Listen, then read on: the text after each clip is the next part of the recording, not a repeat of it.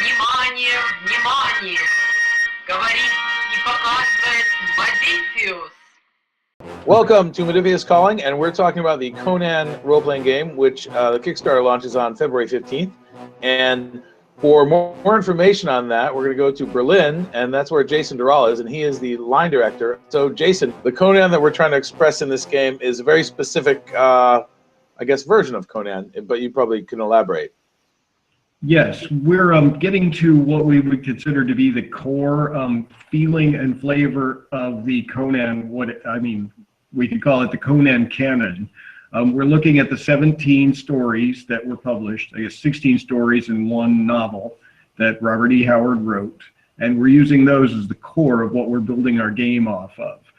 There is thousands of comics, of other books, of the movies, there's television series, there's a cartoon series, computer games, previous role-playing games, all sorts of different approaches to Conan, and we're really focusing on Robert E. Howard's work primarily. Just that's what we're focusing on, and that is one of the distinguishing features with what we're working on.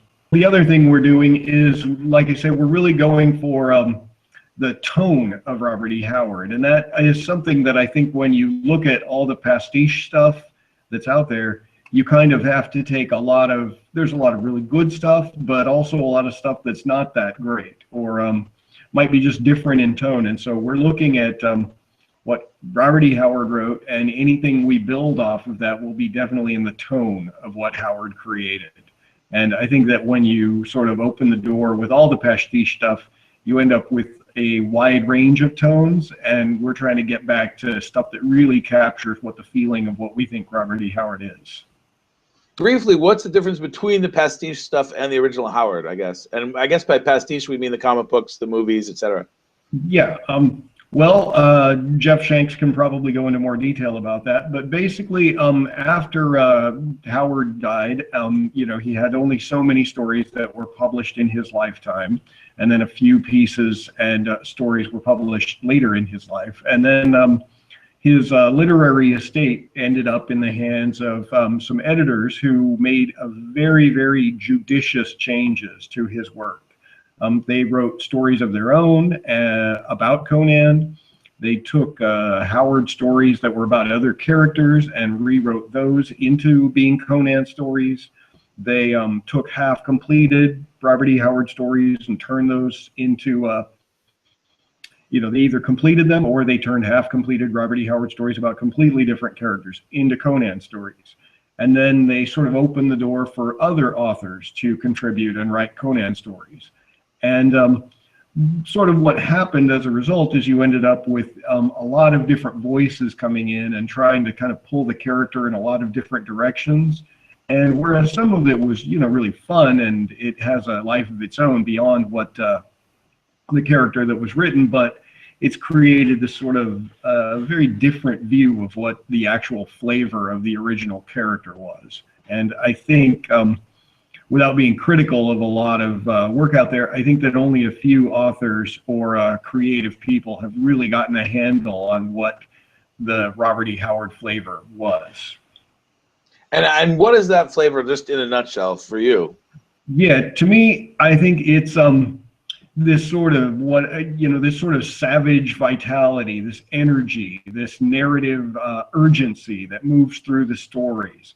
I mean, Howard, he did lay out a world, and he gave it a bunch of history, and he linked it to existing real-world cultures through both the names he used and cultural equivalents, so that he could write these stories without getting hung up on historical detail, but also so he could kind of jam everything together like some great big Hollywood backlot, where it's like this corner is desert adventure, and over here is Viking adventure, and right here is crazy jungle mystery, and then there's sweeping medieval intrigue in this area, and Arabian Nights style fantasy. He jammed all those together into this world.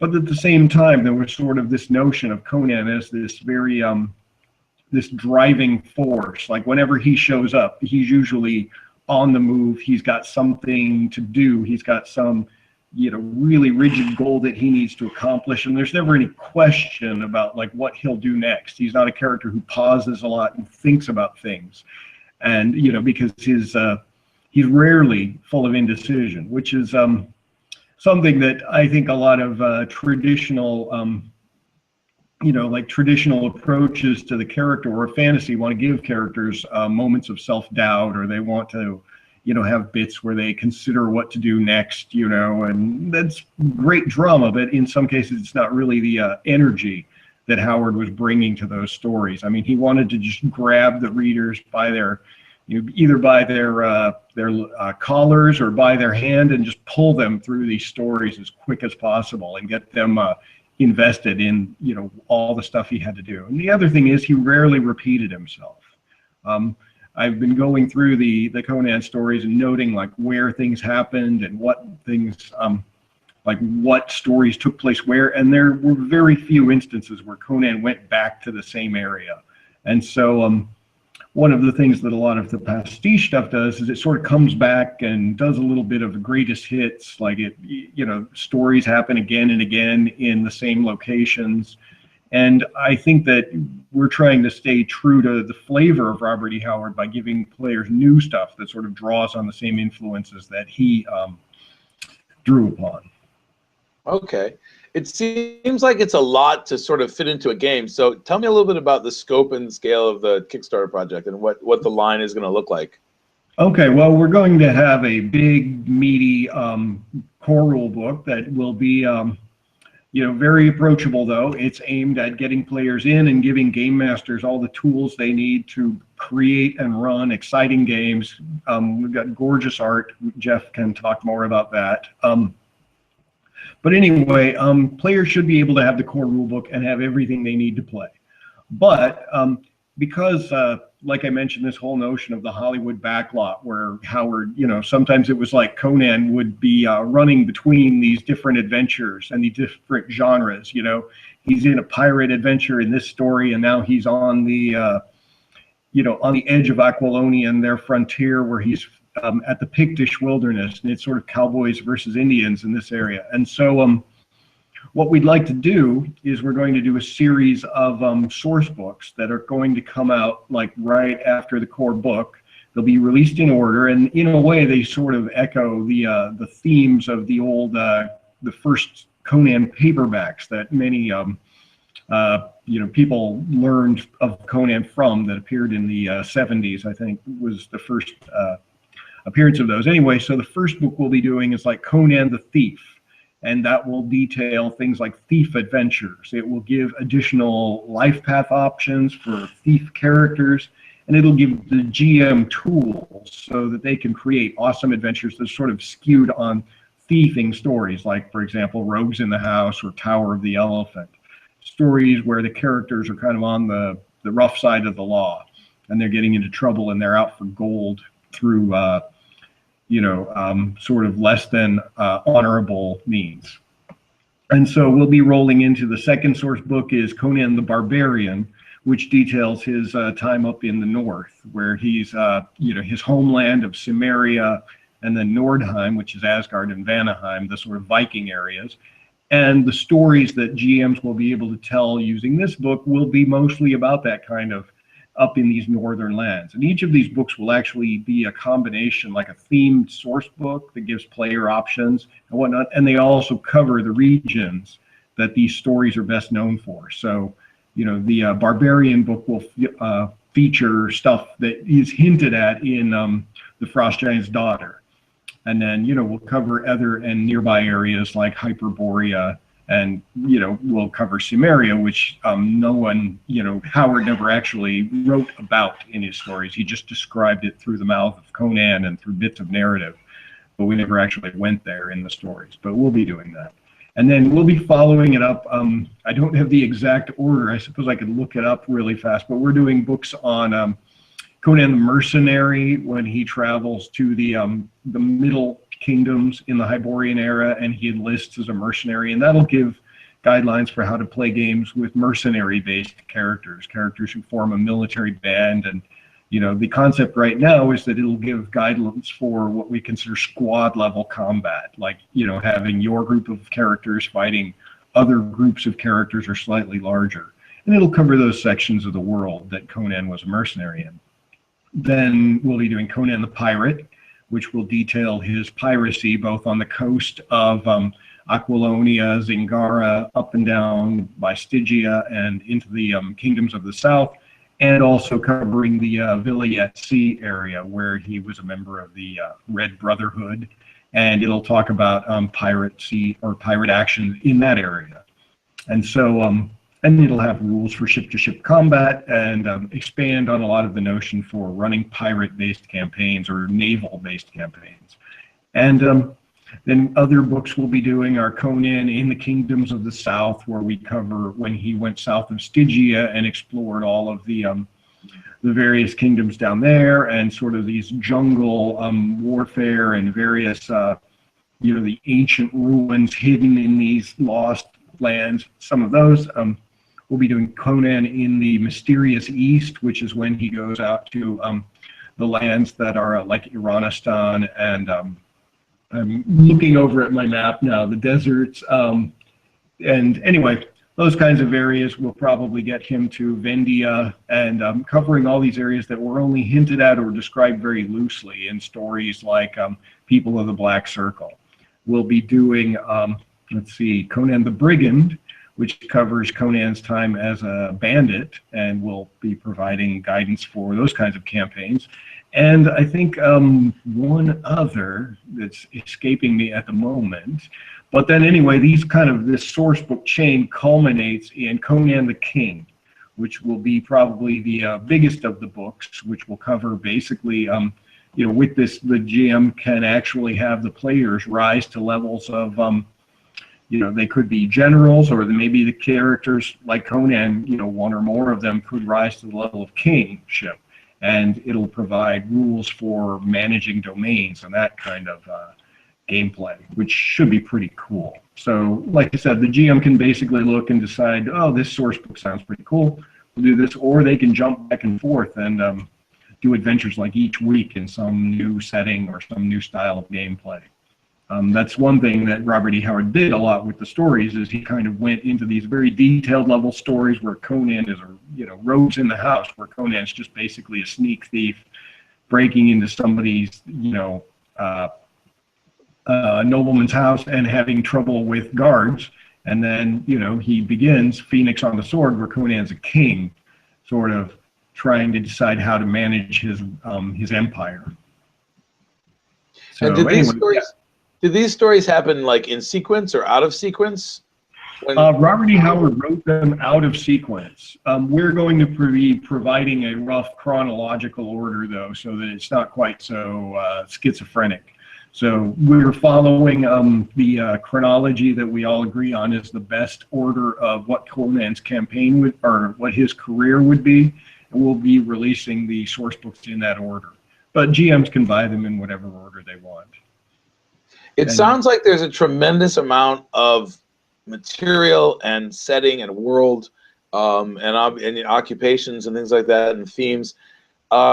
How will the GMs go about creating adventures in the world? I mean, you know, will there be published adventures, or will there be more adventure seeds, or, you know, how do you sort of take all that as a GM and sort of compress it into, this is the adventure that I'm running this week?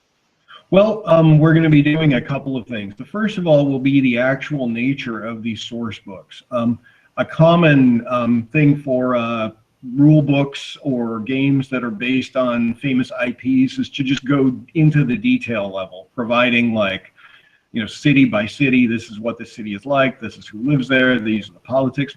We're looking more at like the way Howard presented these areas in very broad strokes, giving the GM lots of tools and lots of pieces of information and sort of chunks of stories that they can sort of slot together to make their adventures and their campaigns. You know, we're talking a little bit about, you know, sort of like the notion of what kind of stories would you play in this area, and giving a lot of like themed adventure seeds and like that. We'll also be providing, we're working on 3 or 4 campaigns we have pitches for or outlines for at the moment, and we've got a small army of people working on standalone adventures. So, and every one of the core source books will be having quite a number of adventure seeds. So, and in the published adventures, will you have like little boxes of flavor text for the GM to read? I might be alone in this, but I really love those. I think that everyone I've seen so far does. It's a pretty standard thing. I'm not sure why we would not have one, but if there's a good reason to not have one, we won't. But you know, we in all likelihood will have one. Our Kickstarter, the Quick Start adventure that will be released parallel with the start of the Kickstarter, it begins with a little bit of boxed text, if that makes you excited. There have been times when I've just like basically just gotten the game and I'm running it and I just open the book and I am reading it for the first time. And I read the flavor text and then the players figure out what they're going to do and I read the next thing. I think those are fantastic. Can you tell us more about, well, there's a lot to unpack here.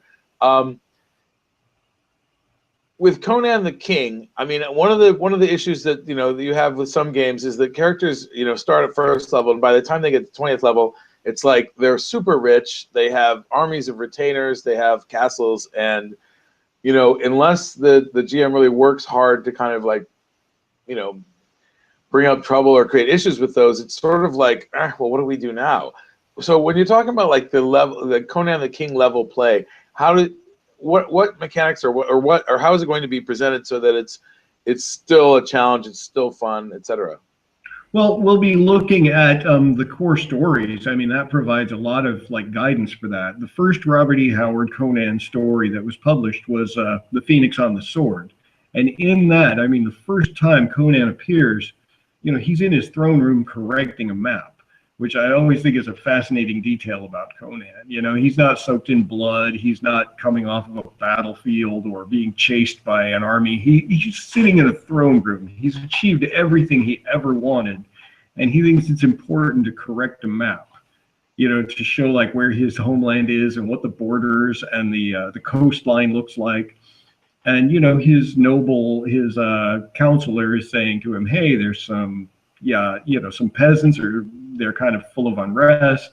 There's this poet who's stirring up all sorts of discontent with you and making everybody look back at the guy you killed, the previous king. They're looking back fondly with him, and they think of you as like some red-handed slayer. You're not worthy of the throne. And Conan is like, well, I can't kill a poet. That would be ridiculous. That's just not something I can do. And so, but he needs to contend with an assassination attempt by this conspiracy against him that's being worked on with Thoth Amon, his one of the greatest enemies. He never actually faces that much. But anyway, so this story, he's at the king and he's dealing with assassins charging into his bedchamber trying to kill him. He's dealing with concerted efforts from ex-nobles to oust him from the throne. Then there's the story, The Scarlet Citadel, which begins with Conan in the middle of a giant mass combat where he's facing people who have challenged him for the throne. And The Hour of the Dragon, which pretty much takes Conan from being king to being a wandering mercenary trying to regain his throne. So, there's plenty of stuff that we can draw from the original Howard to try to create challenges that will hit even the most powerful or the most accomplished characters. The other thing about the game system, the 2D20 system, doesn't really use it's not like a level-based progression where characters just become more and more powerful and more unkillable. It's the kind of game where anyone, if they are lucky enough or have enough fortune at their back, they can kill a king. And so it's a dangerous world, and that makes things all the more I think grim and evokes the life could end at any moment flavor of Conan. So I guess this is a great time to talk a little bit more about the system. We won't go too heavy into the mechanics, but so if that's the case, one of the things that everybody wants out of a Conan game is they want to, walk into whatever it happens to be, probably a cult temple or something like that, and just wade through enemies, swing the sword, and cutting them down left and right? Or will there be the scope? How is that handled? If it's a realistic kind of system, or if it's a system where you don't, end up with like 100 hit points at level whatever? Characters progress on a very reasonable fashion, but our characters begin as, I don't know if I can say the word badasses, but characters are heroes. They're larger than life characters. They're built on, more points, or more, their core attributes are better than the average guard or merchant or whatnot. And we distinguish, when you say Conan runs into a temple and it's full of like all kinds of thugs and guards and low-level priests and whatnot. We've got a minion system where minions they represent the sort of faceless characters who get cut down very easily. And that will help us distinguish between, the sort of, I guess, cannon fodder characters that Conan chews through in rapid succession versus the really dangerous enemies that he might fight. And players will have the same thing. The other issue is we've got a system called momentum, where your characters, when you roll well and you get extra successes, you can actually use momentum between each other. Like the players can share momentum so that they can use other characters' extra successes to help themselves later on. It's one of our, it's like a fate point mechanic, where basically you can do things like buy extra dice to roll above and beyond the 2d20, or you can pay for extra damage, or you can introduce story elements, or just do a number of things like do a task faster, or take a desperate action that's at a slightly more difficult chance to succeed. So the system lets characters do extraordinary things in extraordinary circumstances. And for people who aren't familiar with the 2d20 system, if you could just tell us briefly what it is and then how it's been, and you've mentioned some ways already, but just in what ways it's been modified for the Conan game? For the Conan game, well, I'll start with the base 2d20 system. That was developed by Michael Cross and Jay Little, and it basically, the core of the mechanic is you're rolling 2 dice 20 against a fixed number, and you're trying to roll lower than that. And you basically are trying to get a success. If you can roll under your modified attribute plus your skill, you get a success. There's a concept called skill focus, or skill focus. It's like, usually it's 1 or 2 or 3. It's a very low number. And if you can roll under that, you get extra successes. Or if you roll multiple dice, like if you're rolling your 2d20 and both of the dice indicate a success, then you may have an extra success. And with that extra success, some challenges might require 2 successes or 3 successes, or sometimes as many as like 5 successes for some ridiculously unbelievable task. Or you can, if you have extra successes, you can sort of put those aside, and those are called momentum. You can spend momentum very quickly and use it on the task you just did. Like if I hit somebody with my sword and I get extra success, I might use that for an extra point of damage. Or I might introduce something like, if I do well enough, I might disarm my opponent, or knock them prone, or do some cool extra special effect like that. Or I can sort of decide to bank those points of momentum and put them in the center of the table, and that becomes a pool that all of the players can draw from if I decide to contribute it. And this way, when the players are all working together, they're generating momentum that they can share, and they create this cool gestalt. Now, it seems kind of hard to, like, you might be scratching your head right now going, well, if you're only rolling 2d20 and a task might require 3 or 4 or 5 successes, how does that even work? And the way that works is, like I said, if you get a very low number below your skill focus, you end up with an extra success. And also, you can agree to roll extra dice.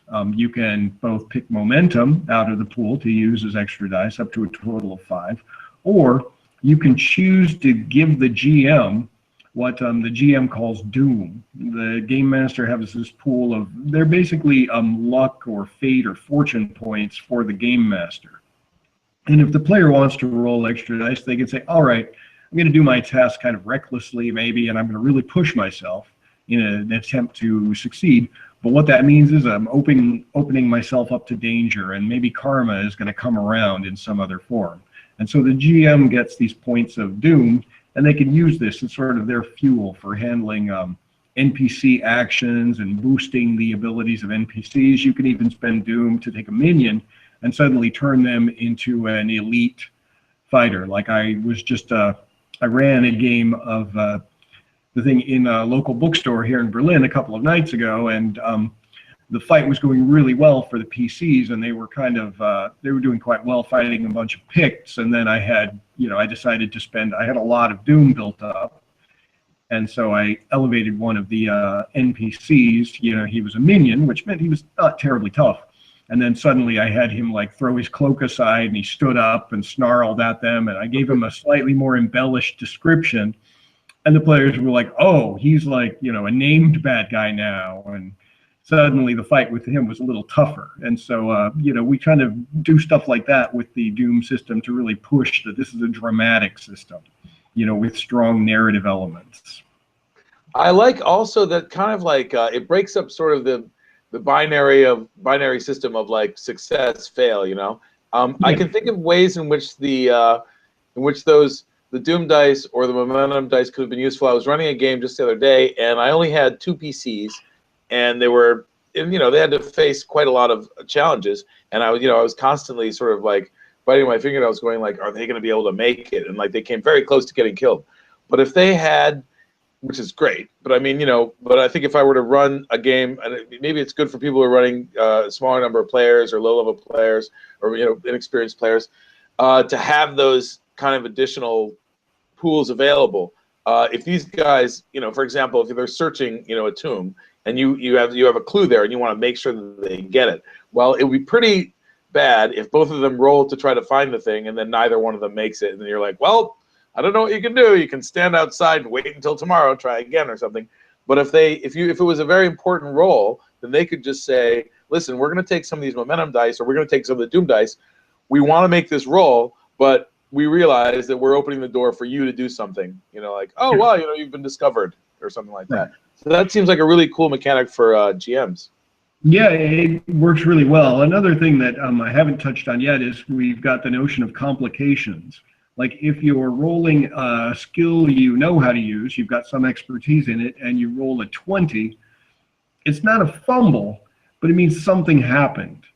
And so, and if you're using an unskilled roll or like an improvised weapon or something like that, and you roll a 19 or 20, same result, you get a complication. And a complication could mean something like you slip and fall, or, you're knocked back in the middle of the fight. The GM introduces some appropriate complication. And so you could actually have bits, because you're rolling multiple D20s, where you can have a character succeed awesomely at what they're trying to do, but they get a complication, and so something goes a little sideways, and they have to deal with that. It might be something simple like they smash their sword down onto a bow. Maybe they lop somebody's head off, but their sword breaks, or their hilt slips out of their hand because it's covered with the gore of their enemies. And so there's a bunch of these little complications that can add, that also add flavor to the way the game plays. Or they take one of the PCs as a hostage, or more guys show up. I could see that. And it seems like the mechanics are kind of designed to, some games are kind of almost like video games. You roll up, you fail. Oh, you succeed. You roll a critical fumble, your weapon breaks.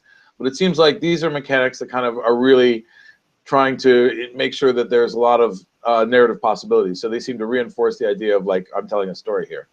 Right, and well, I mean, there are rules for how things succeed and fail. I mean, their GM is constrained. The Doom pool, for example, is a great means in that it means the GM can't just have NPC sorcerers just hose spells at the players endlessly because they have a list of spells and they're just checking them off. They've got Doom points, and if the final confrontation comes and the GM doesn't have any Doom in their pool, that means, well, A, the GM's doing something wrong, but B, it means that the villains may be at a slight disadvantage, and the GM is going to have to be very strategic with them and the way they play in order to try to generate Doom.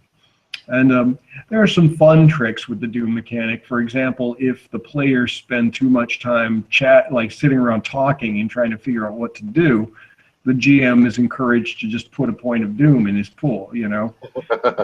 If the Hey, player, what if they check their phones? If anybody on a mobile phone you for know, non-game task, it goes in the doom pool. I think I'm I going to guess you could probably extend that to Monty Python quotes or whatever happens to set you off. But yeah, I mean, in the rules we've got right now, we do say, like, if the players are sort of dithering around indecisively, you know, and they're like, well, what do we do? I don't know. Why don't we figure this out? Then the GM should just let you know. By the way, doom is building as you guys are sitting around talking. You know, your enemies are getting stronger. That's terrific.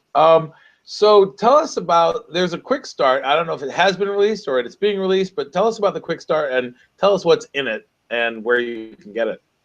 Okay, well, the quick start is, as of today, which is the 6th of January, it's being finalized in layout and development. I ran a demo of it, and I'm making a few tiny changes that were based on player feedback from the immediate. It's been played before, but I wanted to get some more, like, this is what the final version of it is. Do you have any more feedback? And I got some great feedback from my players, so I'm going to be making some final tweaks. And it is roughly, I mean, right now it's about 40-some pages. It'll be available as a free download on the Modiphius site once the Kickstarter goes live. So you out there in Game World, if you are looking at this, it's probably available now for you to download, and maybe through the miracle of the internet, we'll provide an email or a URL for you to click on to download it directly. I don't know. They tell me such things are possible. But anyway, what it contains, it's got a great cover by Carl Cricklow, an original cover. It covers an introduction to who is Conan and why do we think he's important enough to write a game about.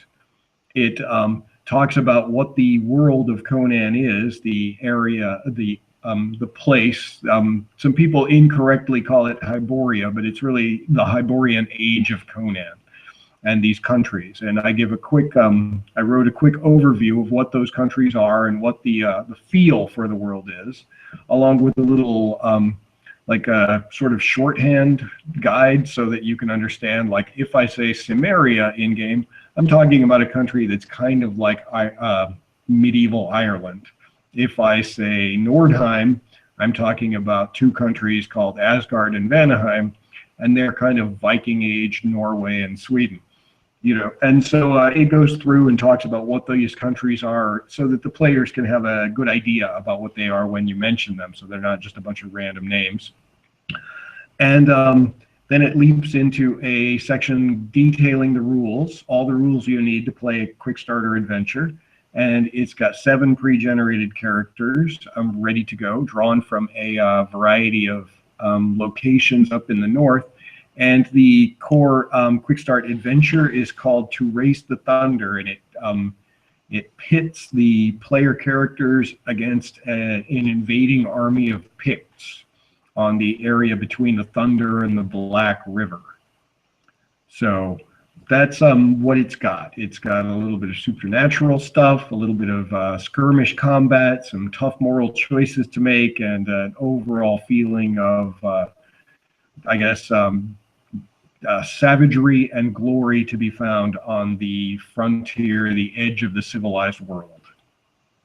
Okay.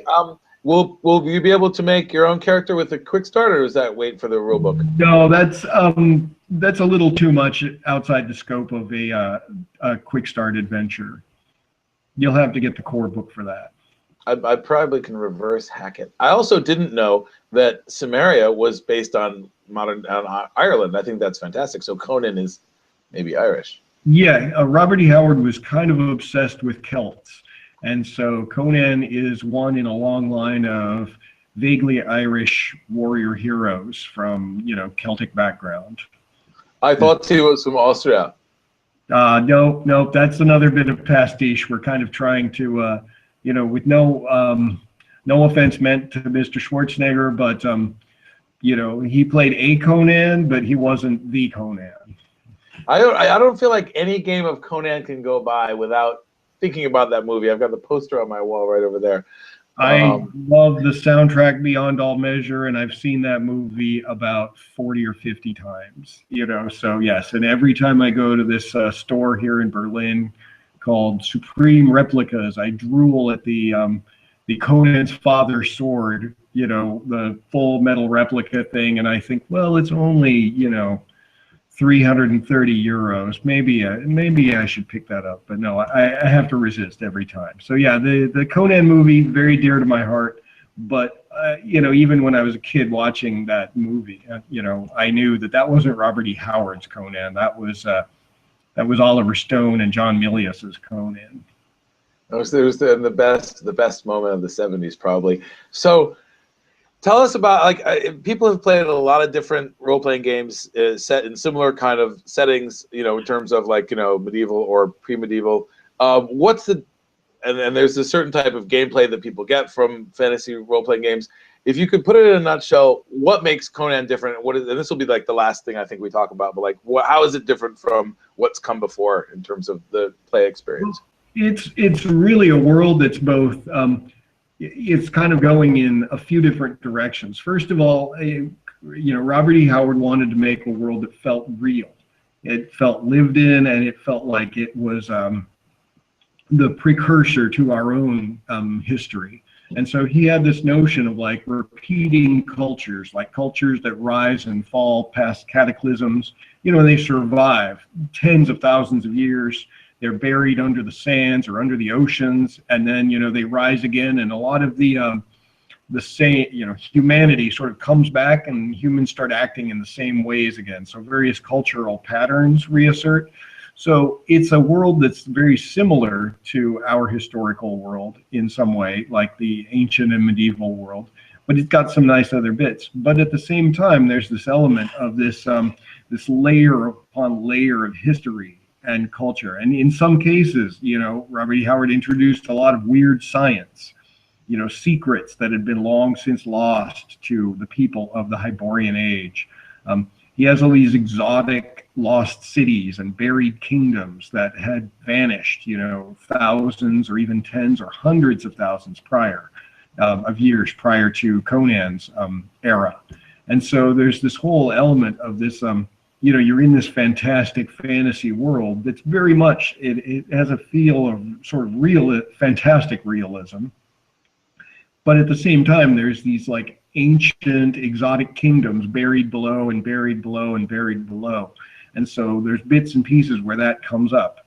Another thing that we're really focusing on, it's one of our key, I guess, I call it one of our design pillars, is that we're looking at the fact that Robert E. Howard very deliberately connected his Hyborian age to the what has been called the Cthulhu mythos. He was a close friend of H.P. Lovecraft, at least in through pen pals. They wrote, you know, hundreds of letters back and forth to one another. Their pen pal correspondence is just staggering. I've got 2 books that collect all of their letters, and it's amazing the amount of letters. I mean, they would write 2 or 3 letters to each other each week. You know, letters would be flying back and forth across the country, and you know, these were lengthy conversations about a lot of topics.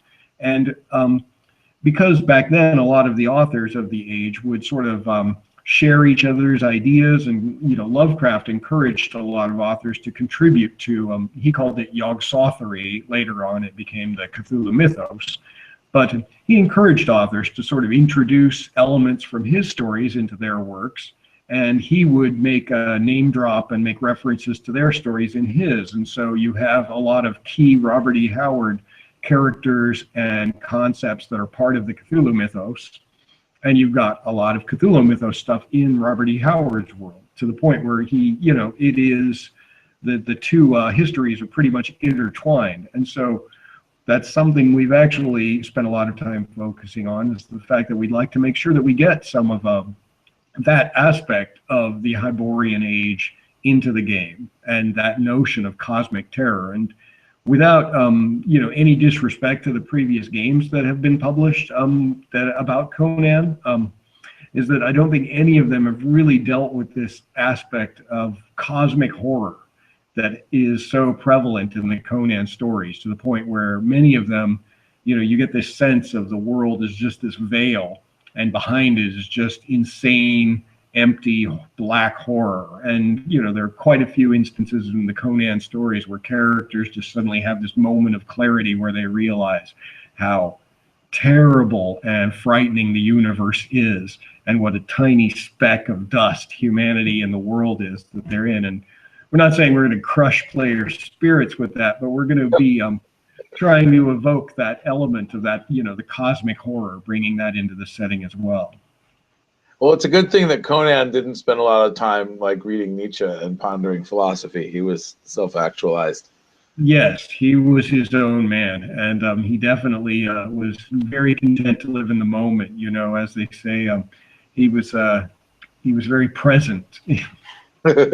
So, right before we go, is there anything specific, anything else coming out of the Kickstarter that you particularly like, or that people should be aware of, like bits and bobs or whatever? We've got a lot. I only touched on the core line of source books that we're looking at. Some of the other ones we are in development on. We're doing a book called Nameless Cults, which will detail the gods and mythologies of the Hyborian Age. And fans of H.P. Lovecraft know that Nameless Cults is the book, one of the core books of the Cthulhu mythos. We're doing a book called Savage Swords, which is all about NPCs and rogues and all sorts of characters that the GM can use for their campaigns. We're talking about the Book of Skelos, which is the mythical sorcery source book that we'll be dealing with, containing all kinds of cool stuff that sort of expands the rules for sorcery and provides a lot of cool new stuff. We've just got a lot of these. We're going to be doing a book on ruins and lost cities that the GM can just sort of pull these cool little set pieces in and plug them into adventures, or write an entire adventure around them.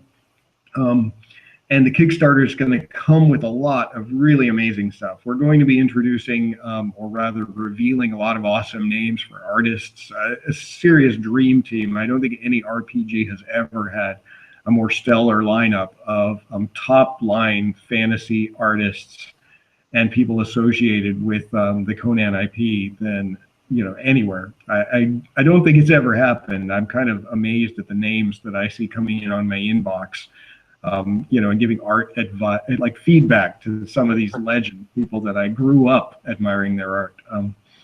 And we've got a lot of cool extras. There's the collector's edition version, which is sort of the Chris Birch, the publisher, he calls the Granny's Bible cover, which is like a soft leather embossed cover for the core book. Rather than being the leather hardcover, it's going to have that soft, flexible feeling to it, so it feels like some old magical book you might have, or some heirloom that might be on your shelf in the family library.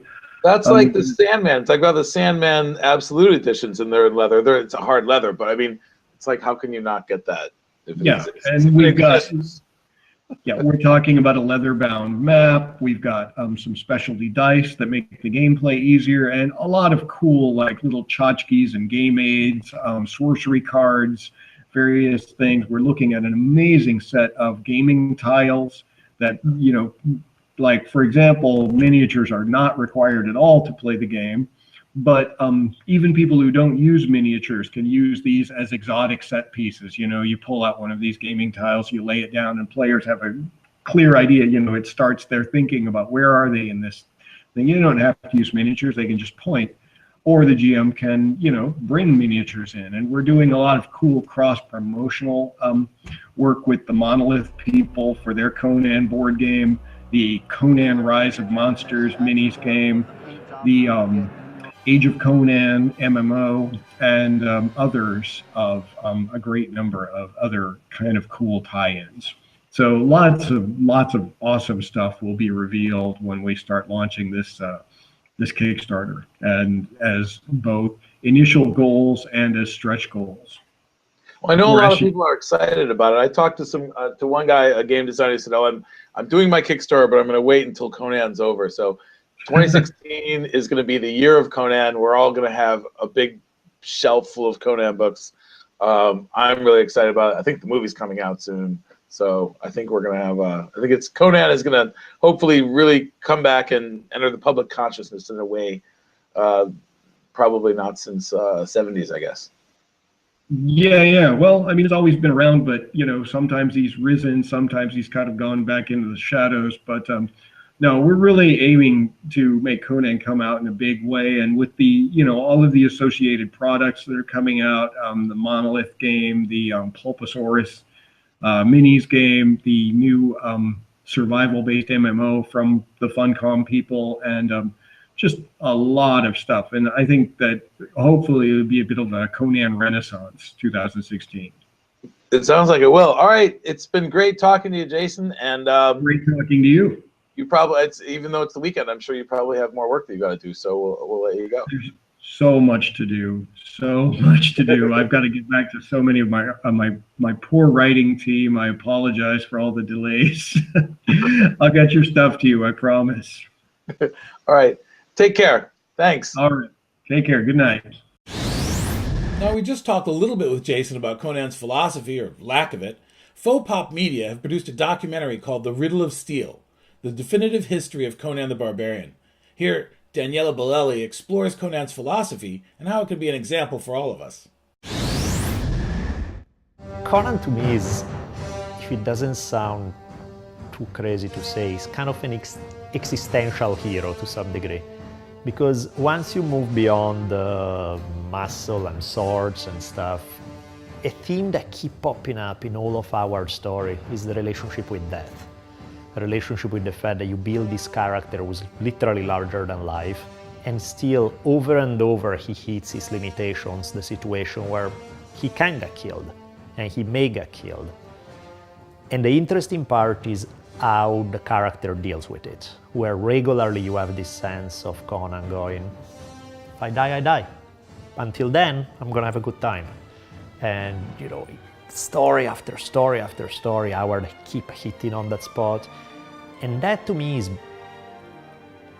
a beautiful philosophy, the way he articulates it, but rather than articulating in pompous philosophical fashion, let me tell you about existential, he puts it in a very relatable kind of way, in a way that you can just have mindless entertainment, and at the same time it's not mindless at all, and there's a lot more depth to it. It really boils down to the relationship with a universe that may or may not make sense, and more likely than not there may be no meaning in life, or there may be nothing else. How do you deal with that? That's heavy. The fact that everybody has to die and nobody has any idea what happens after you die. And there may be nothing, and there may be no meaning, or there may, the total uncertainty of it all, and the fact that that's what you have to deal with and live with, that's heavy stuff. And there's in one of the, I think it's Queen of the Black Coast, one of the Hour story, there's this awesome Conan monologue about his attitude about the afterlife and what may or may not be there. He closed with the, let me live deep while I live. I love that. Let me live deep while I live. How good does it get?